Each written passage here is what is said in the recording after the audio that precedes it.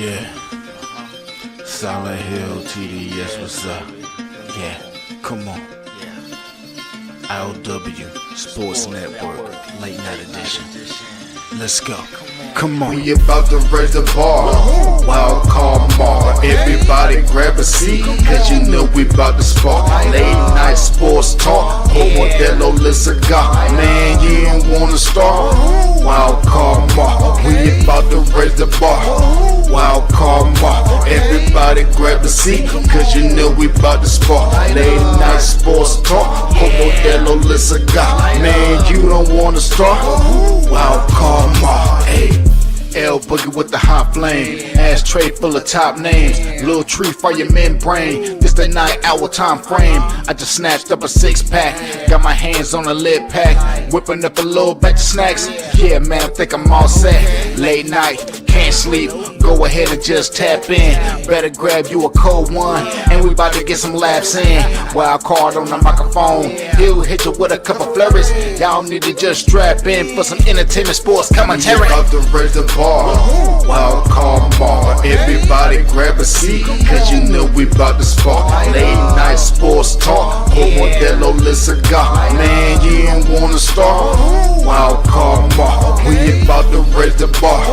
Wild card mark. Yes, sir. Yes, sir. What's good, my late night owl heads? What's good?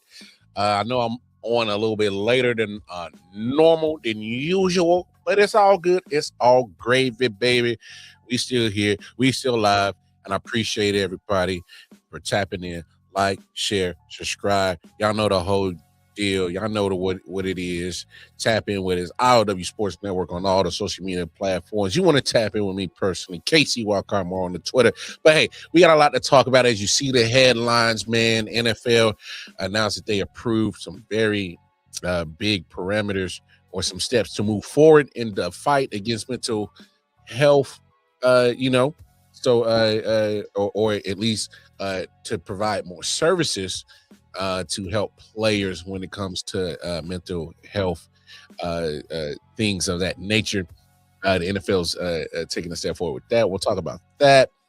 Hey, it's Final Four weekend, both for men and the ladies. We playing basketball. Yeah. Hey, man, Final Four is going down this weekend.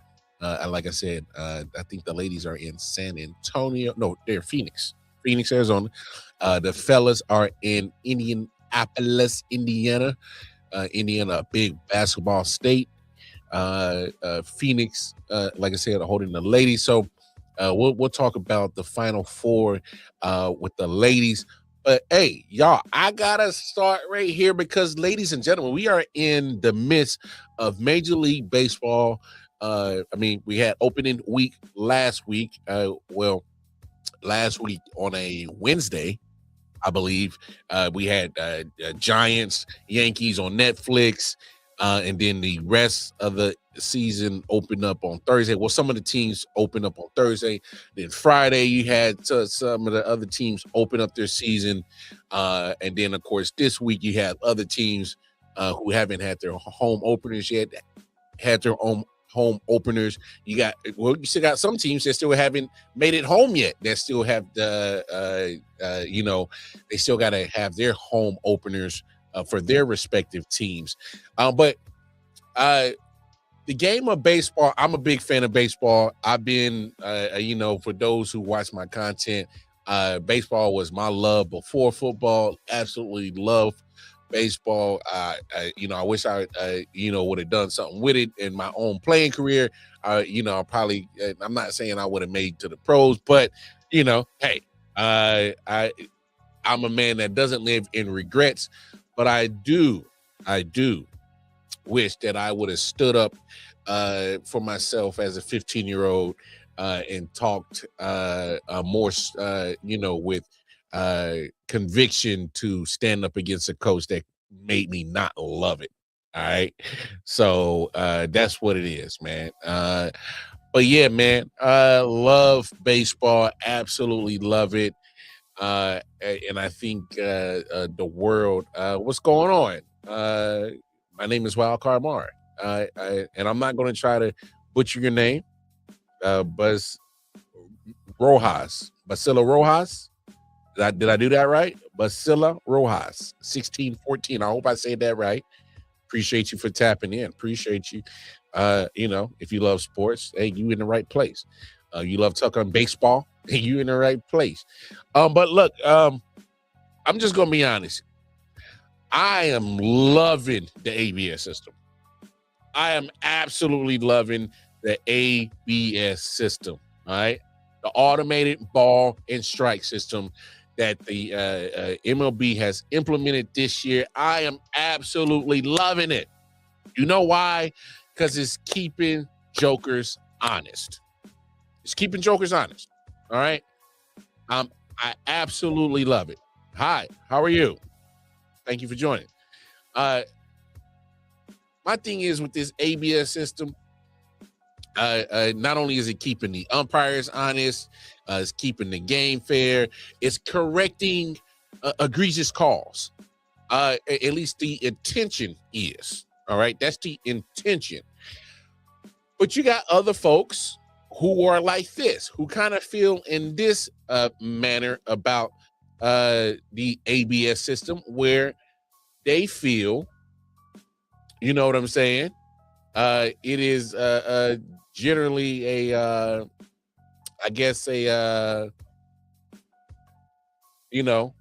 form of making it look bad, making umpires look bad, I should say. So this podcast is the what's their name? Let me get their names right before I pull it up. It's the 3-0 Take podcast. So I want to get their name right. All right, I want to get their name right before I implement them into the show, because they're talking about the ABS system, but they kind of have their take on it. And I'm gonna introduce what they had to say, and we'll talk about it, because I understand what you're saying, but again, we now hold these umpires to such an insane standard. They're like, how do you miss that? And they show it on the screen. They show it on the Jumbotron, and it's 0.2 of an inch. And I'm like, what do we really expect from these guys? Yeah. Who's actually catching that? It's a new strike zone. It's a moving strike zone, which we have not had before. It is further back on the plate. It is now a certain percentage based on a certain height. That is a moving strike zone for these umpires. So I think we can definitely grant some grace. Grant some grace. Grant some grace. Now, I understand what those fellas at the 3-0 Take podcast, what they're saying, and I get it. Moving strike zone, cool. Understand that. All right, it's a new strike zone for the umpires. Understand that. And, for the first, week of Major League Baseball, they kind of feel like us fans are holding the umpires to a standard when they're missing the calls by that much on the strike zone. And I understand their take, and I understand exactly what they're saying. They're right, and they're justified in having that opinion. My only rebuttal to everything that they said is that why should we not hold them to a different standard? Because now we are giving you the tools to help aid you to be better, to help aid you, to help keep the game as fair as possible, keeping the ball in strike as clean as possible. What's the problem with that? All right. I just think that holding the umpires to a different standard now because of the ABS system should be warranted. But to give them grace? What do we mean give them grace? Because if I'm correct in my math, guys, all right, it is 2026, and they are just now implementing this system to help with the calls of the balls and the strikes. All right. So let me get this right. They want to allow grace now that the ABS system is allowed, but the National League has been around since 1876. All right, do some math, y'all. The National League has been around since 1876. The American League has been around since 1901. The actual formation of the merger of the National League and the American League, creating the Major League Baseball, has been around since 1903. All right? So I want y'all to get your calculators out, do some math with your boy Wildcard Mark, because if I'm correct, so from 1876 to 2026 is 150 years, right? Am I correct? All right. So from 1903 to 2026 is 123 years, correct? All right. So pretty much since the inception of the National League, 150 years, and since the actual inception of the Major League Baseball, 123 years, y'all have been riding this same system of just allowing the umpires to be the judge, jury, and executioner of balls and strikes for 123 years as a whole in Major League Baseball and 150 years as a National League.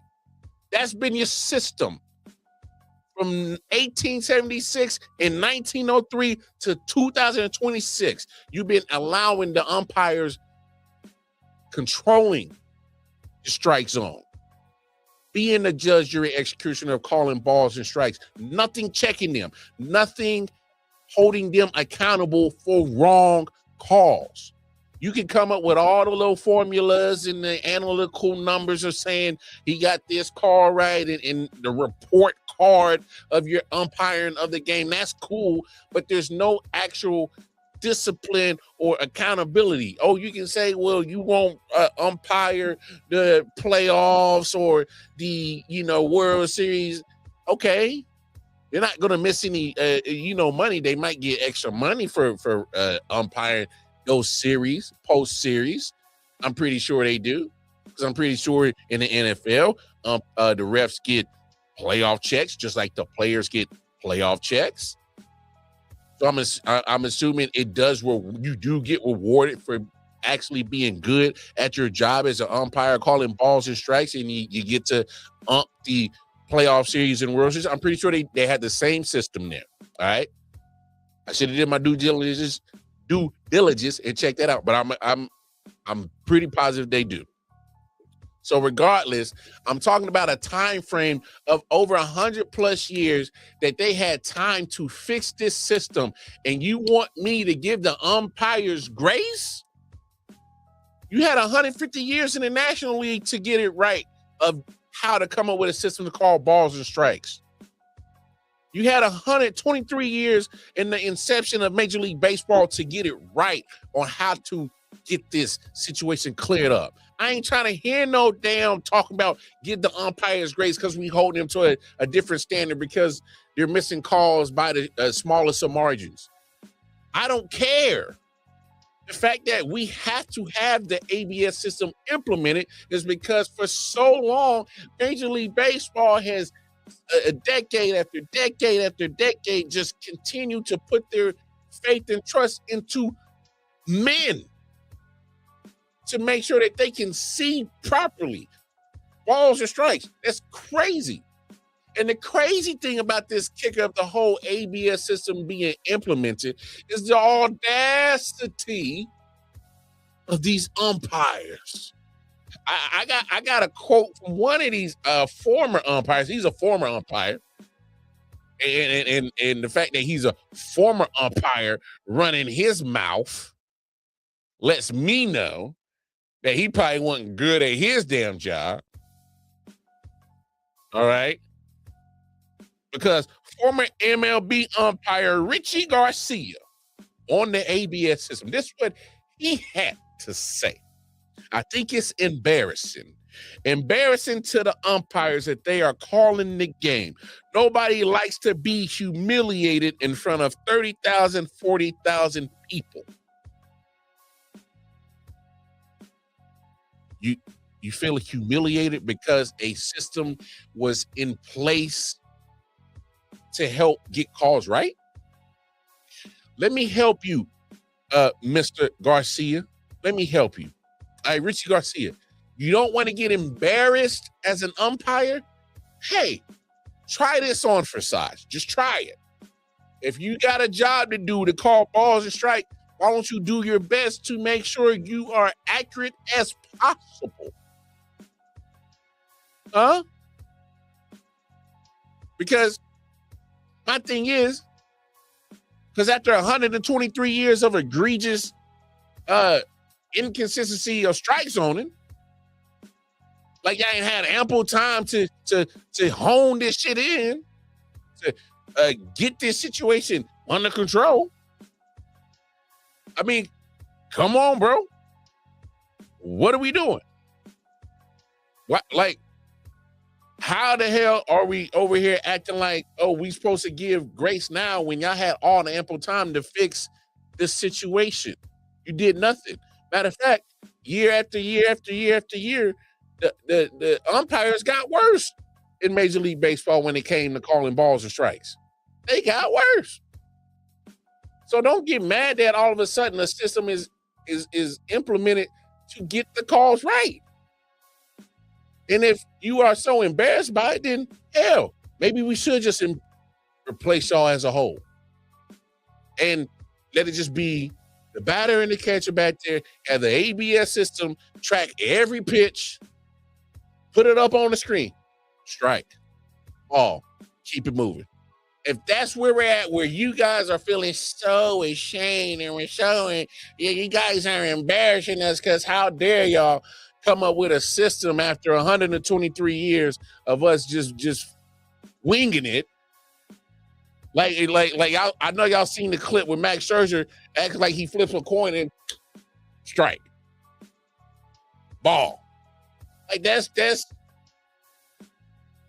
what's embarrassing is that y'all continue to have that bad, just nonchalant, don't give a damn about being accurate.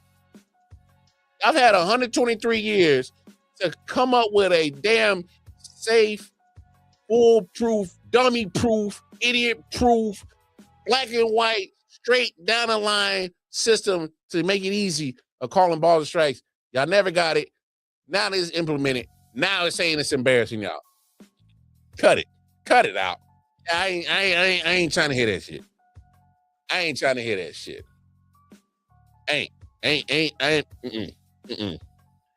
Not when you had 123 years to fix a system that's been broken and gotten worse and got worse over the years.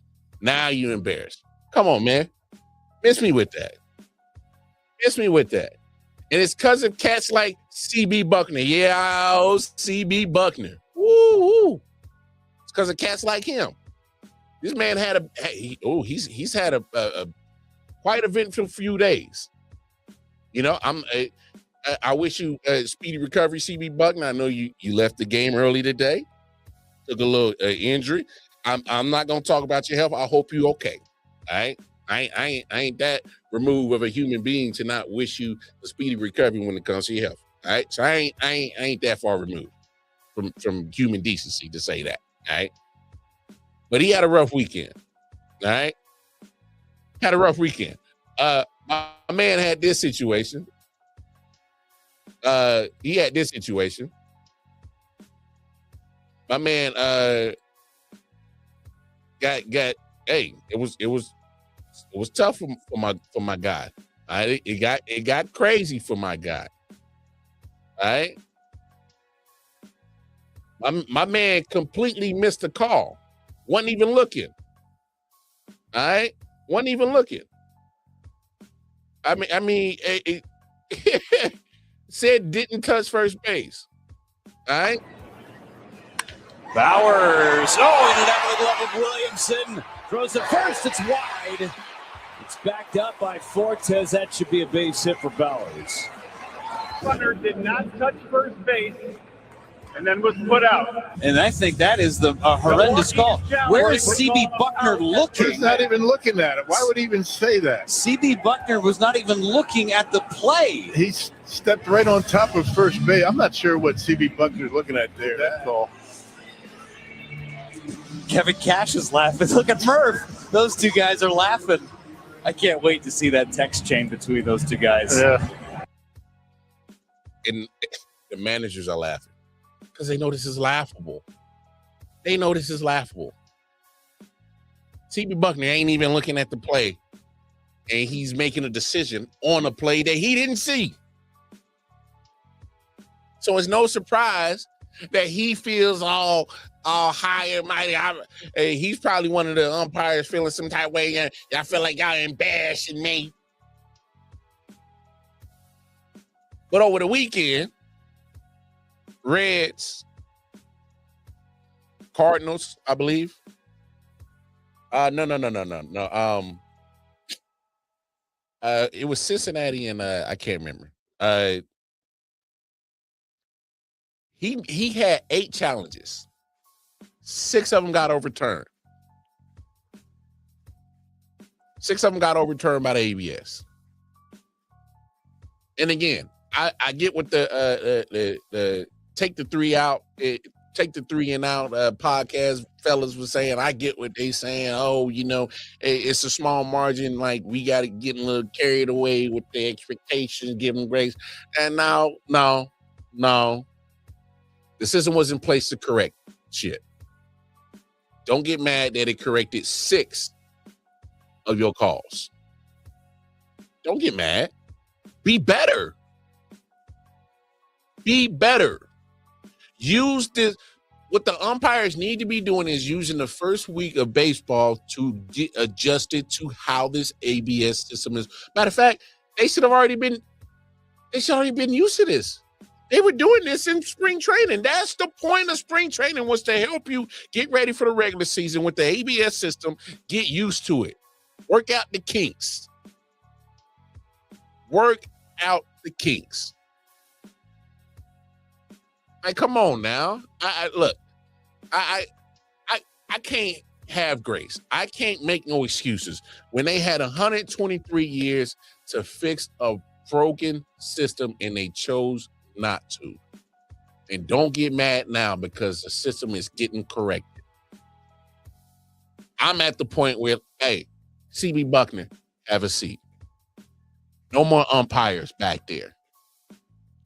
Y'all can be a first base ump, be a second base ump, third base ump, be out in the outfield. I'm cool with all that. When it comes to calling balls and strikes, right now, I'm trusting the ABS system and I'm cool with it.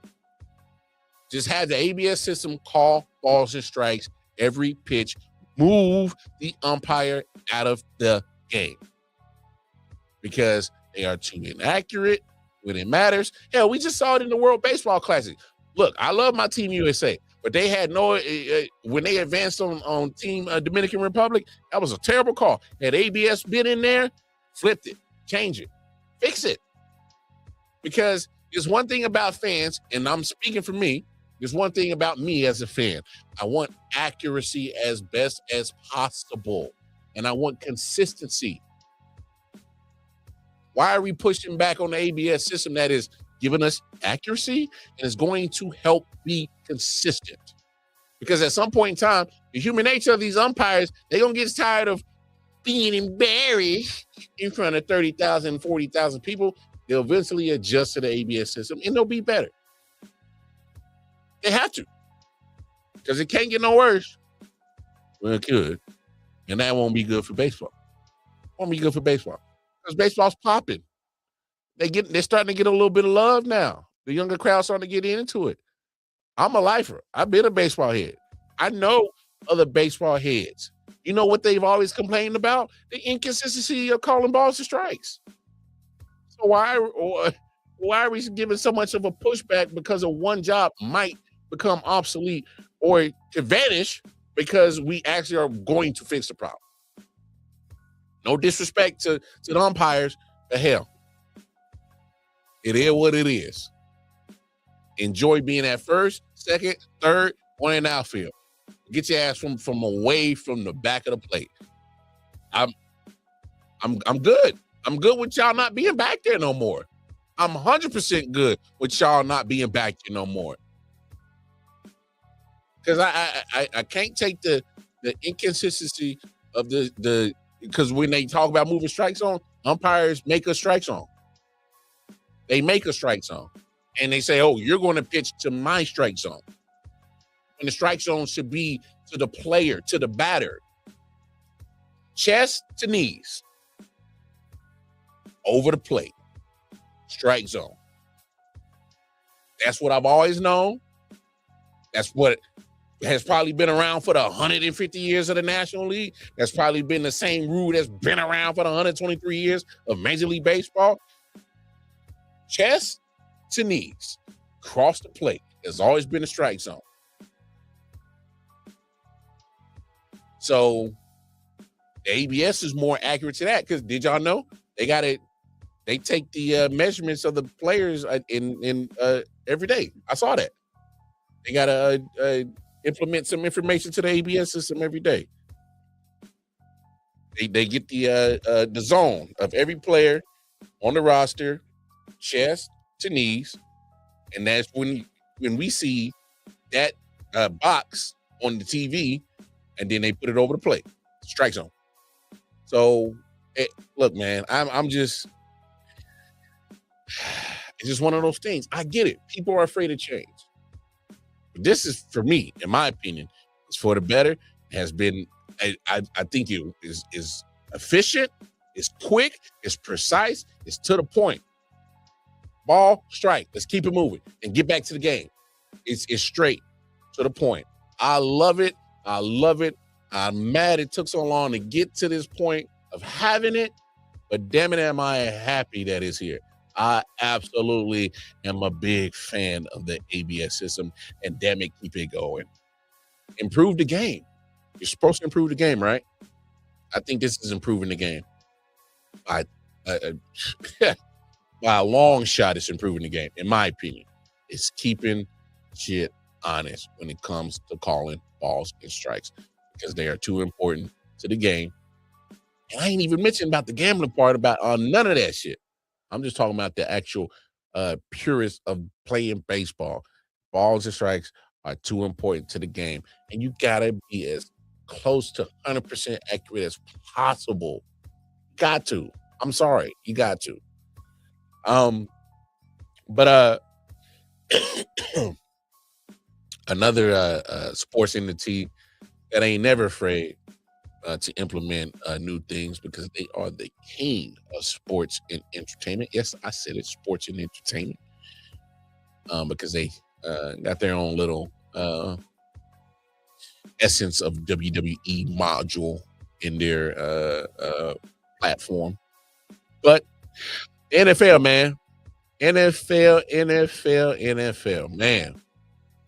I'm kind of torn with this situation right here because the NFL, they are tackling mental health or they're adding more services. Let me put it that way because I don't want to make it seem like the NFL has never tried to, have the initiative to come up with things to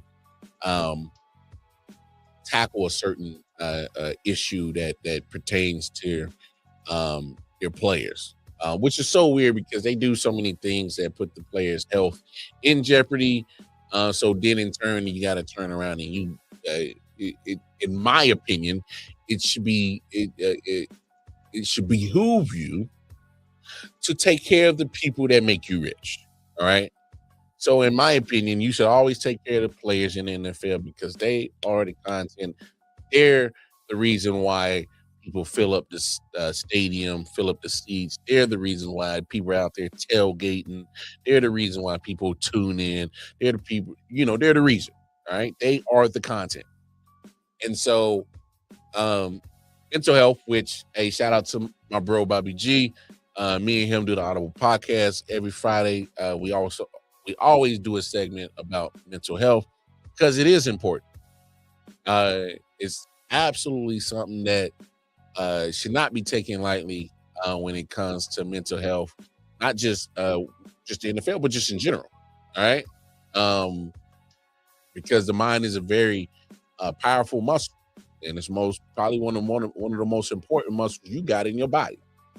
And so to take care of that, the NFL, as they're in the midst of these NFL owners meetings, they use this time to implement new rules, blase amongst the owners, GMs, coaches, they have conversations, whatnot, competition committees there, and then they vote on some shit, right?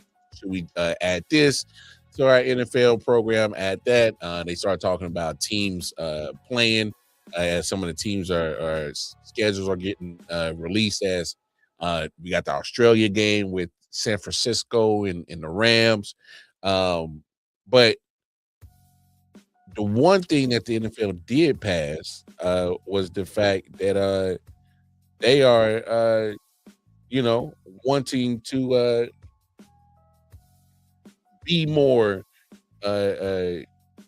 involved when it comes to the mental health part of their players, because they already started a behavioral health agreement. Was back in 2019 when they were allowing the part-time, mental health clinics and physicians to be around. But now they're mandating that they're full-time, which is dope. So they're expanding the services for the players. So they're mandating full-time staff. Every team must have a licensed mental health professional in their facility full-time. Great. I like that. All right. The targeted support is to the initiative emphasizes supporting vulnerable players such as those on the IR, the injured reserve, or away from the team. This initiative is to provide proactive care. The move is a direct response to recent player suicides like Marshawn Nealon, Rondale Moore, and aims to deepen the focus on emotional, behavioral, and mental wellness. All right, which is dope. So I hope that this thing is something that is legit and that is real and that can make some changes. And excuse me for being, I guess, double-sided coin, emotional thought process conversation on this situation, is because as much as the NFL is doing, making the services more full-time now, is, I guess his hindsight is 2020. Maybe they should have started with full-time instead of just part-time. And we've seen the NFL implement a lot of things. I guess my biggest problem with the NFL is they always implement a lot of things in a reactionary type of atmosphere where instead of noticing or paying attention and being aware of situations that their players are dealing with, that their players are having trouble and issues with, instead of being proactive and going to feed those things, or basically putting out fires before they come a fire. All right. Some pressure needs to get applied from the NFLPA. I think they need to apply more pressure. Because the NFL is expanding the services. It's been no secret. I mean, you can go on YouTube right now, and from 6 years ago, when they first started this initiative in about 2019, you got a whole roll of stuff on YouTube of Hayden Hurst, Michael Robinson, even Dak Prescott has been an advocate of mental health for years, because Dak Prescott had to deal with some situations with his family and some suicide situations and some mental health that he's been a very big advocate. Hayden Hurst, If y'all remember him, tight end for the Falcons, where he was playing with the Falcons when he began his foundation for mental health. Like I said, Michael Robinson. You could go on and on that whole YouTube of Rolodex of NFL players having a series and pertaining and talking about mental health. So my thing is NFL, you have your own players putting this content out in 2019. Why would you even implement something of a service that's only part-time? Because mental health has not been something that's new. Now I get it, because I'm stuck in that age range again where I'm little bro to the old heads, but I'm big bro to the YNs. All right. So I'm stuck in that middle. All right. Where I'm old school and new school mashed together. All right. But my thing is that mental health has not just been a new conversation. It's been around for a minute. You can go back almost damn near 10, 11 years where you see DeMar DeRozan talking about his mental health situations on ESPN. So my thing is this conversation has been around way in before the NFL even started this original initiative in 2019. Again, I appreciate the sentiments of the NFL saying, hey, man, we're going to take care of our players. But in the same time, in the same token of breath, y'all still make decisions, because you're still going to make decisions this weekend that's going to counter suit this. Because my problem is with the NFL is, yes, you implement this new resources, expansion of resources when it comes to mental health, but you're in the same owners meeting where you're going to be talking about expanding the schedule for these NFL players. So my thing is NFL, we can't have it both ways. You're selling me one thing and you're showing me something different at the same damn time. You're telling me you care about the players' health and safety. Oh, let's expand the services when it comes to mental health. But you weren't thinking about that till it took a Marshawn Nealon and a Rondale Moore to happen in a short amount of span this past season and off season to make you say, hey, man, we gotta do something. Now you're reactionary because you had the Vincent Jackson situation go on. You got former players popping up left and right, dealing with some mental health shit, dealing with some CTE shit. Because in my opinion, this mental health and the CTE shit is all in one bubble. I guess you can separate the CTE mental health issues, but it's all still dealing with the brain. So it's in the same bubble. So it's kind of like, damn, we seen how y'all handled the CTE situation. Very reactionary. Even when you had the information, you were still reactionary. It didn't take you till Joker started dropping like flies for you to say, hey, we might want to do something. Yeah? Why did it take Marshawn Nealon and Rondale Moore for y'all to expand your services? I'm not trying to knock y'all. I'm just saying this is why time after time you are reactionary. But in the same breath, you're going to still fight to add more games to the regular season. I mean, you're still going to be putting those players in those same health risk situations. And I understand, they understand the risk. Every player that signs up and plays in the NFL understand the risk. And you got to be willing to accept it. It is what it is. I mean, it literally is a double-edged sword when it comes to this topic, because it's like the players know the risk. They love the game. I understand it. Especially if you play sports, you understand the love of the game. You understand it. Especially when you at that level, when you know that you sacrifice so much to even get to that spot. Oh, bro. Yeah. I'm here. All in. And I get that. But it also needs to be another side of that coin where the players, we can't just be about the game of football. We also got to be about the game of business. And the owners have been kicking y'all ass in this game of business for a long time. And I get it because those are businessmen, if you're being honest. Majority of those owners are businessmen, right? They got money tied up in other business adventures, right? The NFL team is another cash cow for them, right? Oh, matter of fact, to make a point, Shad Khan, the owner of the Jaguars, he got buku money. He got buku money. And ain't all of it just the Jaguars.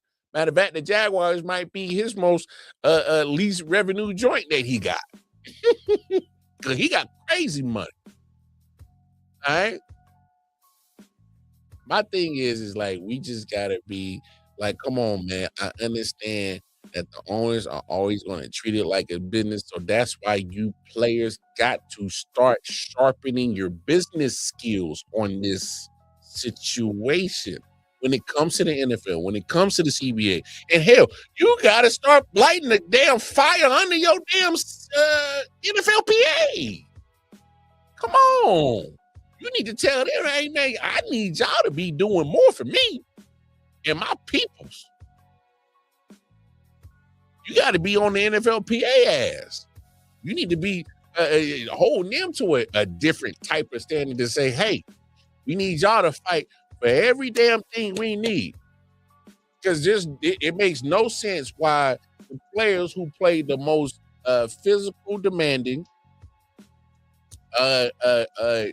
damn near taxing on your body, mentally, physically, spiritually, emotionally, drain you of all your energy, can leave you lifeless on the field. If taking the wrong hit can really do damage to your body post-career, do damage to your brain post-career, during career. I mean, literally. Don't get me wrong. Hockey's a brutal sport. All right? It's brutal. But damn it, football is so much stuff that it's so much contact. And not just any contact. We talking about full-fledged. I mean, we about to put the physics class to test on force versus force type shit. Like this is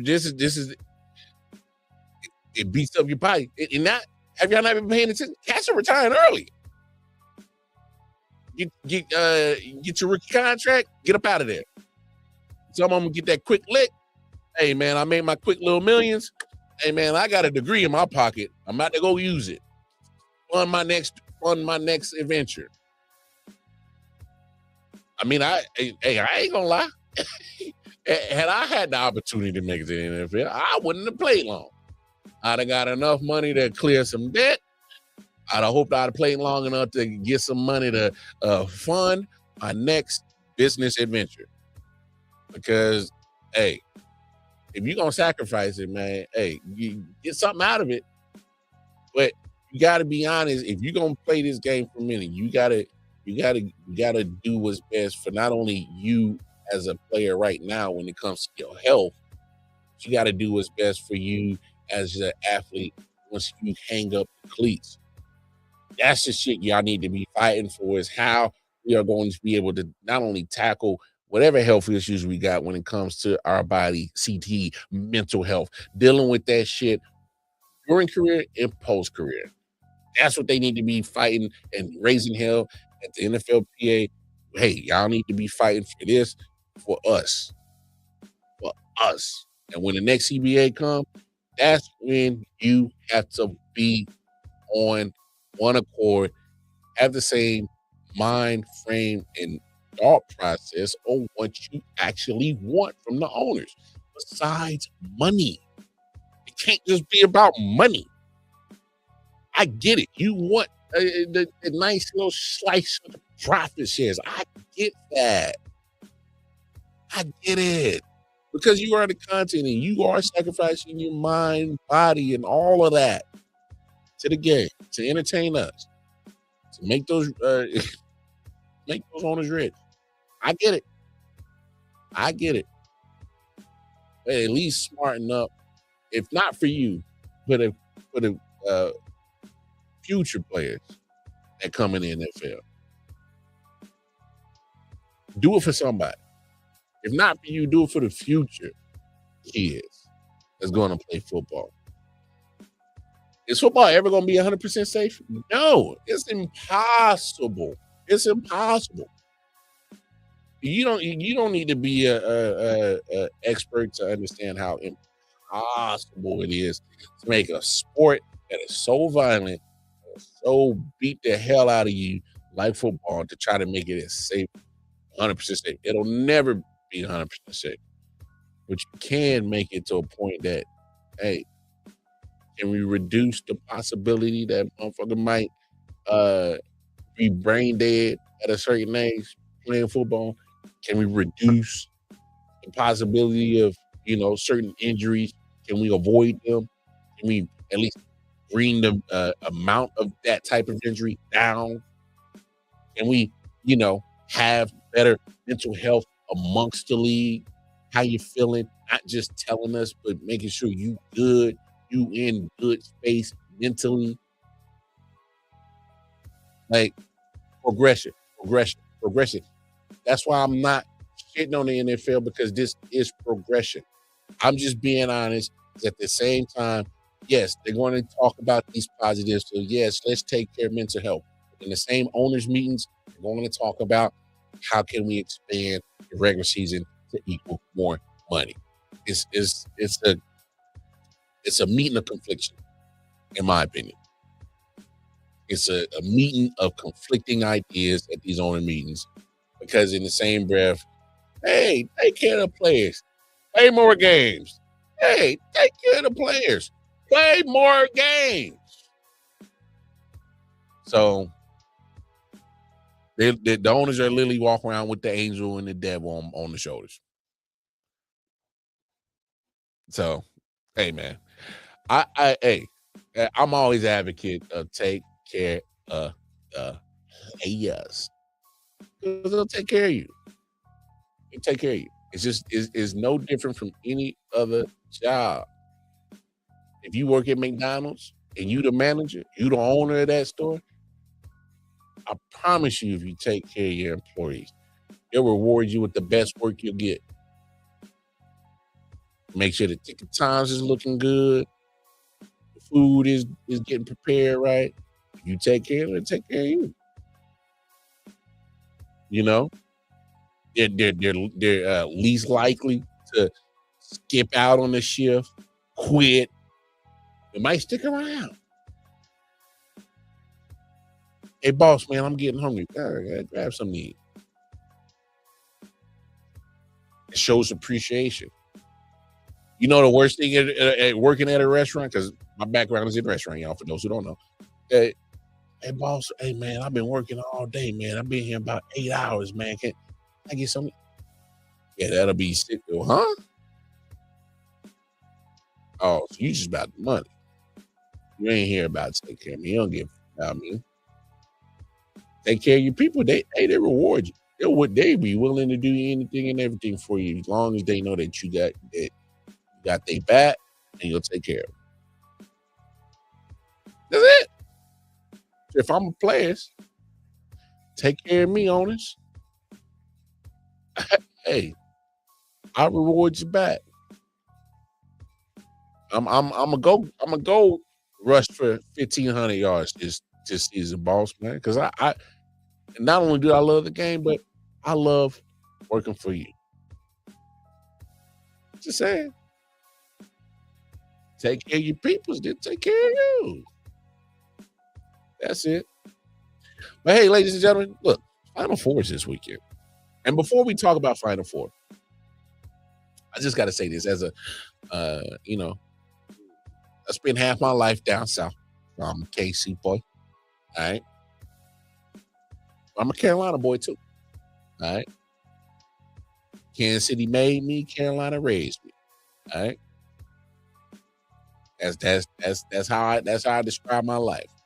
Half of it was in KC, half of it was in Carolina, but I'm back in KC now. But regardless, KC made me, Carolina raised me. And I just got to get this off my chest. The fact that both Duke men and women both got bumped out the tournament pretty much simultaneously was absolutely phenomenal. Phenomenal. It was like candy to a baby. It was like music to my ears. Oh, it was magical. Ain't no disrespect to the Lady Blue Devils. I love y'all game. I love y'all squad, but you still Duke. You still Duke. Like I'm obviously being from Kansas City. I'm a Mizzou Tiger fan. All right, but of course, spending a lot of time in Carolina, I like the. You got to choose. All right, when you live in Carolina, you got to choose. All right, it's either Duke blue or Carolina blue. Those are the choices. All right. And for those those other people who are just weird and don't really want to pick a blue, they pick the Wolfpack. They pick NC State. They don't care about them, regardless. My point is, it was magical to see Duke lose, both men and women, because that's just what it is. You hate Duke. Carolina blue, baby. Tar Heel, baby. All right? I chose. I'm an honorable Tar Heel fan. All right? I ain't no full-fledged Tar Heel fan because I don't know no history. I ain't no crazy about the school. I did apply to Carolina in 2004 when I was graduating in high school in 2005, and y'all denied me. So I should have a beef with UNC Chapel Hill. But then I understood that how hard it is to get in Chapel Hill. And I ain't had the grades for no Chapel Hill, y'all. I ain't had no grades for no Chapel Hill. I wasn't getting in there. By the time I got done with my senior year, my GPA was like 3.2. That wasn't going to be good enough for Chapel Hill, dog. Trust me. I was not going to get in Chapel Hill, so let me chill out. I ain't got no grudge against y'all. I love y'all Tar Heels. Chapel Hill, baby. What's up? No, I did want to go to Chapel Hill, though. So I did. Look, the fact that Duke was up by that margin and the fact that UConn came back and even made it interesting was one of a feat of his own, all right? And I got to credit Darren Hurley. All right, Darren Hurley has done a phenomenal job since he became the coach of UConn. Won 2 national championships. Could have won a 3rd one in a row last year. All right. And here he is back in the Final Four again. And for what he's doing is literally beating the odds of the whole transfer portal NIL situation that's going on in collegiate sports right now. So what he's doing is an anomaly, is literally something that I don't know how he's doing it. You know, it did help that when some of those back-to-back national championships he had players that been playing together a little bit, because in college, if you got a whole bunch of one and dones, you're retooling every year.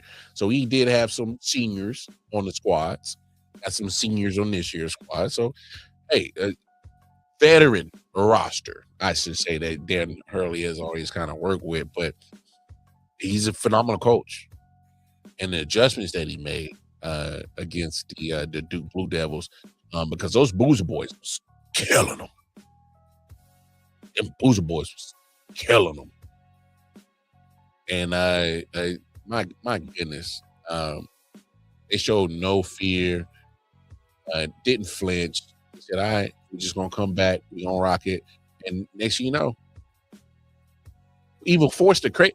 Look, all homeboy had to do. Look, we've been saying it all week, sports fans. All he had to do was hold on to the ball. But guess what? I was a freshman. Them Boozer boys is young. Them Boozer boys is young.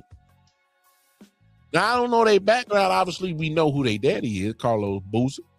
Played in the NFL. Or former Dookie his damn self. I couldn't stand Carlos Boozer. So we know it's really good.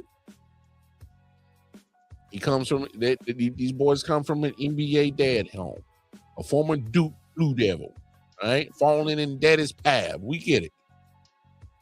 So they talented. They good. They are. Oh, they good. They freshmen. And again, I don't know the history of their basketball career, but playing on the collegiate level and in that moment at the the Elite Eight, pressure, burst, hypes. Pressure either burps, hypes, or make diamonds. And they shined all game. But they got real dull in that moment when it mattered the most. Got forced into a turnover. Didn't even have to on the ball.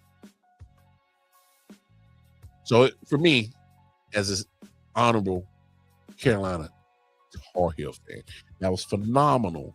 And to see Duke get bounced out of the men's and women's tournaments. All right. But before we get up out of here, let's do a quick preview of the Final Four. Because I say this, I'm gonna say this real quick. The women's, the ladies been killing it over the last few years when it comes to the basketball tournament, the Final Four. And you know what we get to see? Oh my goodness, I cannot wait till Friday night. Oh my gosh. This might be the national championship game right here.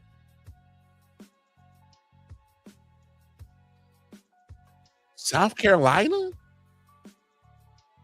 The juggernaut that is the Lady Gamecocks. Dawn Staley has done a phenomenal job. What she's doing down in Columbia, South Carolina, she turned that program into a juggernaut. She's literally doing the same thing that Gino did, which is the opponent that she has. Gino Riem is that dog, is that guy. All right. We all remember the rivalry, the friendly rivalry between him and Pat Summitt. Long live Pat Summitt, R.I.P.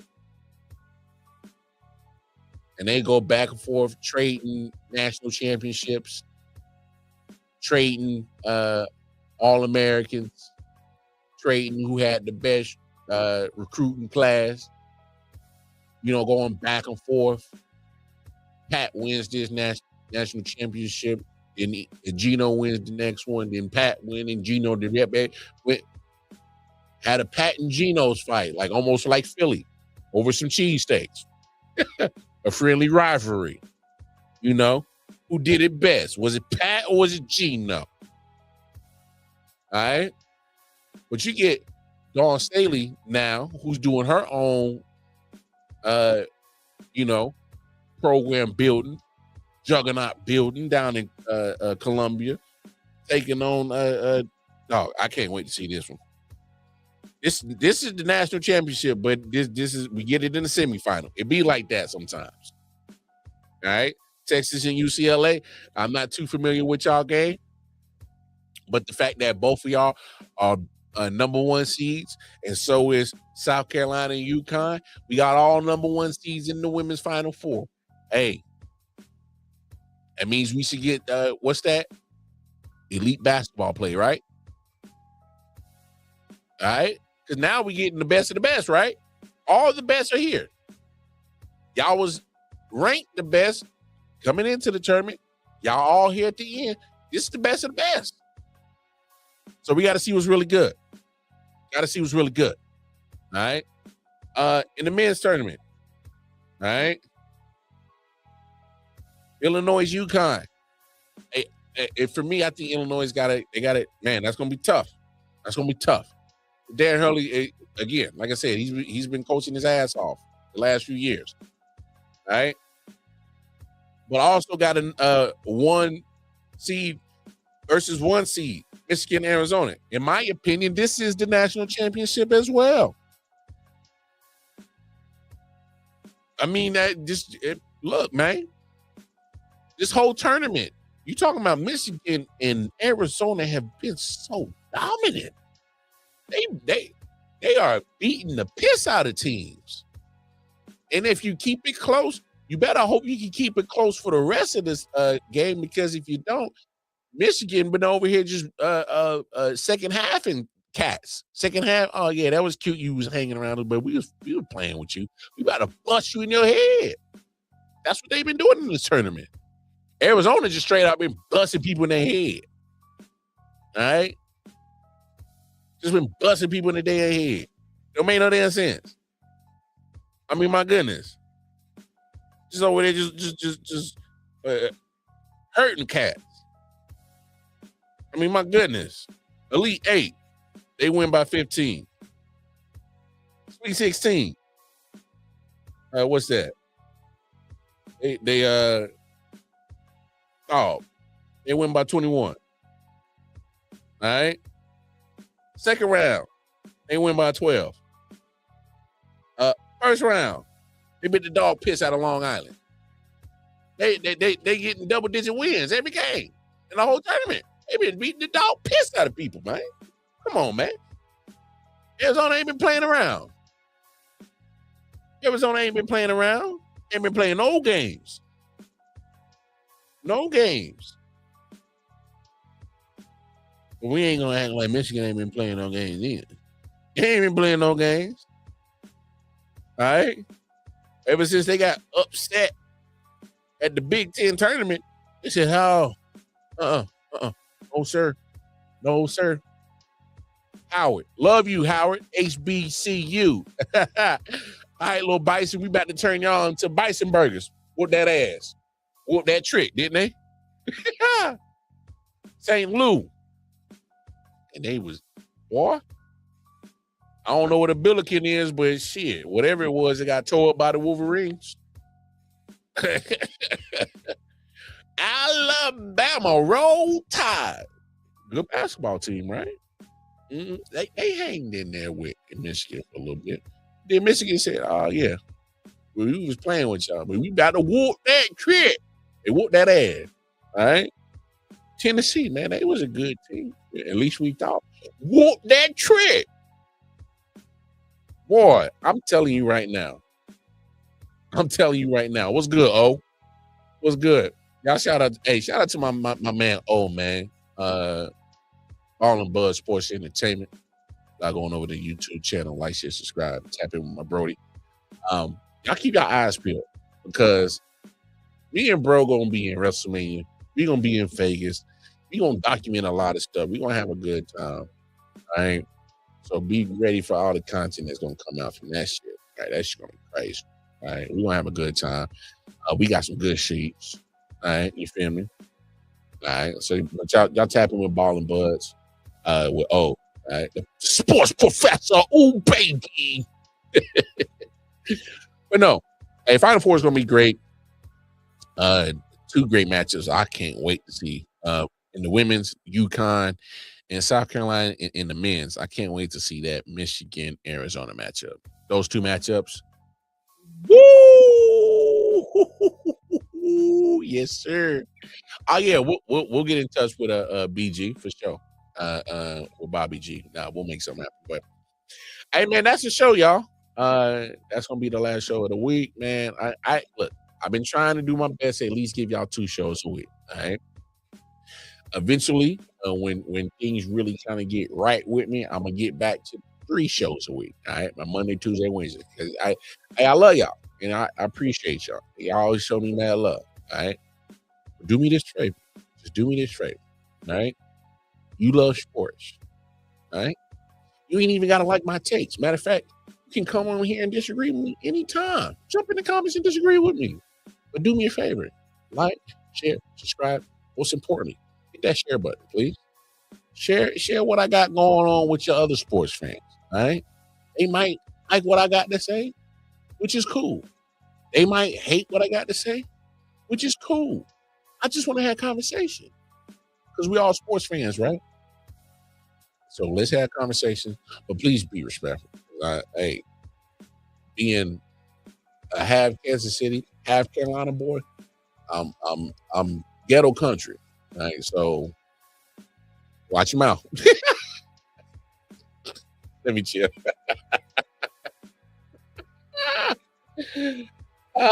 He said from the St. Louis University website, the Billiken was a national sensation in the 1900s. The mythical creature was used as the face of items such as dolls, belt buckles, and other items, aka La Boo Boo. Hey, sports professor, drop in knowledge. Appreciate you, bro. But hey, again, like I said, you gonna get up out of here. Y'all know what it is. Hey, I appreciate y'all. Take care of yourselves. Take care of each other. We out, y'all. Holla at y'all. Peace. Yeah. Silent Hill TD, yes, what's up? Yeah, come on. I.O.W. Sports Network, late night edition. Let's go. Come on. We about to raise the bar. Wild card mark. Everybody grab a seat, cause you know we about to spark. Late night sports talk. Modelo cigar. Man, you don't wanna start. Wild card mark. We